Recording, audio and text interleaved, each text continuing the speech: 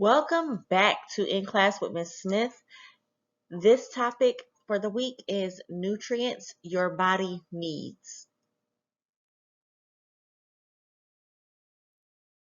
Understanding nutrients. Nutrients have three main purposes in the body. They help build new tissue. So as our bodies are going through changes, it's making new tissue so that new cells can be produced so that we can grow. And over time, it also helps the body to repair damaged cells. So if we have any injuries, we hurt ourselves, scrape ourselves, nutrients is what helps to heal. And also it helps to provide the body with energy. So nutrients is like gas to a car. Without nutrients, your body is unable to go or grow.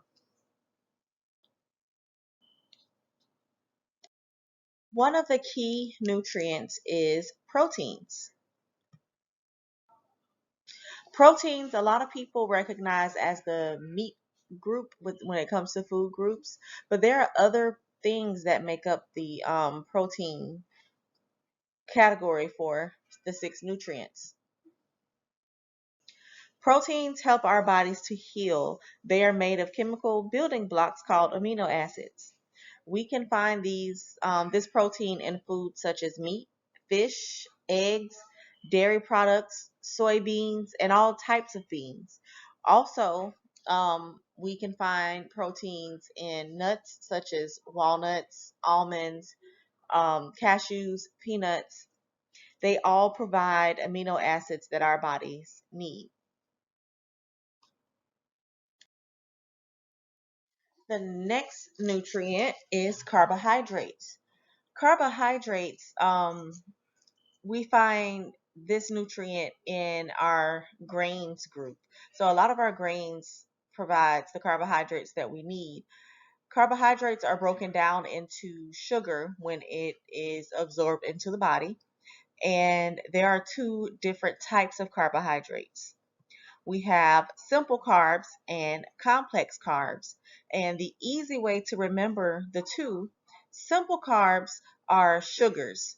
And our body uses them quickly. It's not going to provide us with a long amount of energy. It's going to give us the boost of energy, but our body's going to get rid of it really simply.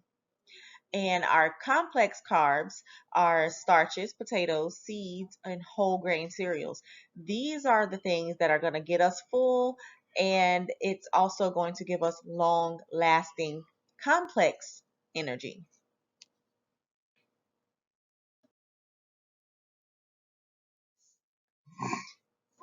The next nutrient I would like to discuss is fats. And yes, you heard that correctly. Fats is a nutrient. When we think of this word, however, most times we think of the slang use of the term fats. But fats is actually a nutrient that our bodies need. Our bodies use fat to build and maintain our cell membranes. It carries vitamins through our bloodstream, and it helps to keep our skin and things very clear and healthy. We have two different types of fats, and that is saturated fats and unsaturated fats.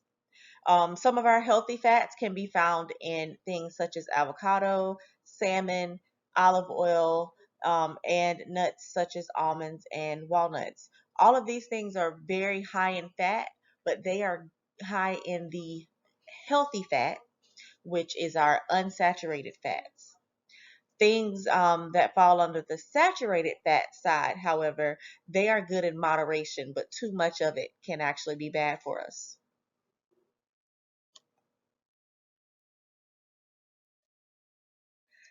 To explain further, when it comes to healthy fats and unhealthy fats, um, these things is what makes up what we hear cholesterol. Cholesterol is a fatty substance found in the blood. So just like I said, there's healthy fats and unhealthy fats. That is broken down into the type of cholesterol, which we have two of those: LDL, which is low density lipoprotein, or HDL, high density lipoprotein. Now, I don't expect you to remember that, but a good way to distinguish the two: L for low, you want low amounts of the LDL, and that is the unhealthy fats.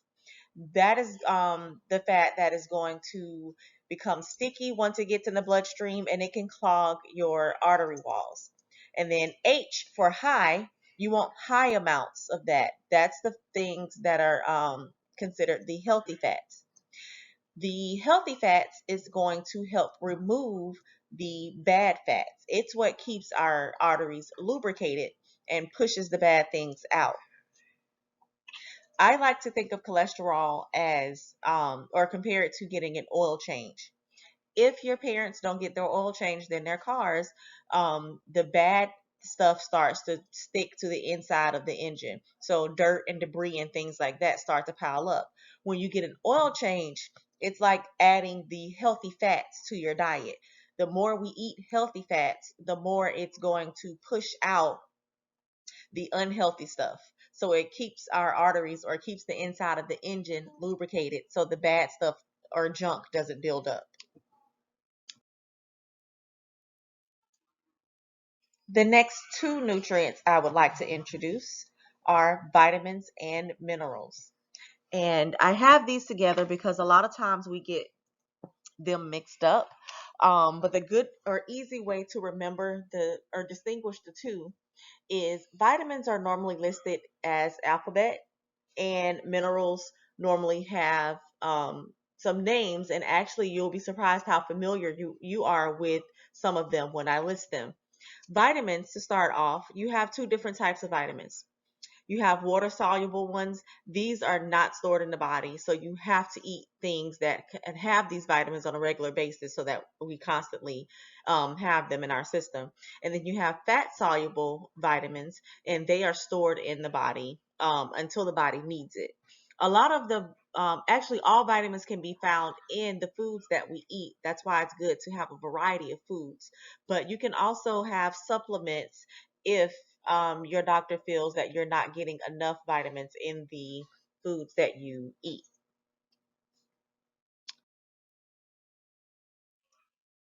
Here is a list of common vitamins and minerals. Vitamin A, for example, we can find this vitamin in foods such as dark leafy vegetables, so things like spinach, collard greens, even cabbage. Milk and other dairy products have vitamin A, carrots, apricots, eggs, and liver. Um, B vitamins, we can find these things in eggs, meats, poultry, even in whole grain breads and cereals. And then vitamin C, I'm sure most of you are very familiar with. This can be found in oranges, any kind of citric or citrusy fruits, grapefruits, cantaloupe, strawberries. So your fruits and vegetables mainly all have vitamin C. And then for our minerals, I'm sure you've heard of calcium. We can find this in milk. These help calcium helps to build strong bones and teeth. Then you have iron, which can be found in red meat. So this is your beef, steak, things like that. It can also be found in poultry, which is chicken, turkey, um, beans, and other cereals. Let's see. And then potassium. These can be found in baked potatoes, peaches. The biggest one that people know about, or most common one, is bananas.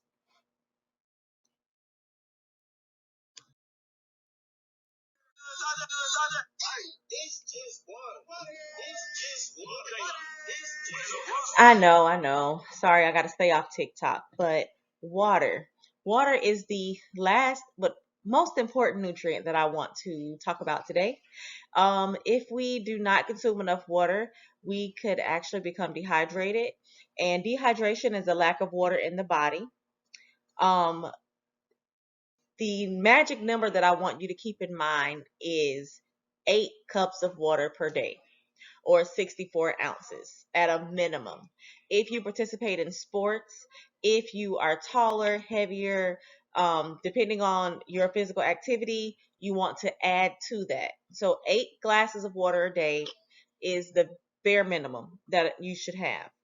Water does a lot in our bodies. It helps us digest and absorb our food. It regulates our body temperature, so keeps us from getting too hot, too cold. It is what carry our nutrients through our bodies. It helps to remove toxins and waste. So, if you drink a lot of water, you go to the restroom to urinate, well, that is the body pushing out things that it does not need. And also, it helps to cushion our joints. So, what does that mean? If we are dehydrated, say for instance, you are an athlete, you play basketball or football, or you cheer, and you do a stunt, or you tackle someone, or in basketball, say you fall, um, usually you can get back up from that. However, if you are dehydrated, your joints may not have enough lubrication or fluid in the body to protect it, and you are more prone to becoming injured. So the next one here protects tissues and organs from shock and damage. Again, the water helps protect your body from that impact that happens when you are injured in most cases. But when a person is dehydrated, they are putting themselves at a higher risk of those injuries, as well as passing out from dehydration and not having enough fluid in the body. So it is very important on a regular basis to drink lots of water and keep yourself hydrated. Just to recap, we have 6 essential nutrients. They are proteins, carbohydrates, fats, vitamins, minerals, and most importantly, water. I hope you've enjoyed the lesson on nutrition. Make sure you follow me on In Class with Miss Smith on Instagram. And thank you to Mr. Drummond for creating these slides for me. If anybody would like to volunteer to create one of our lessons, please let me know. And you can follow him on Springfield Middle 25 on Instagram. Have a great rest of your day.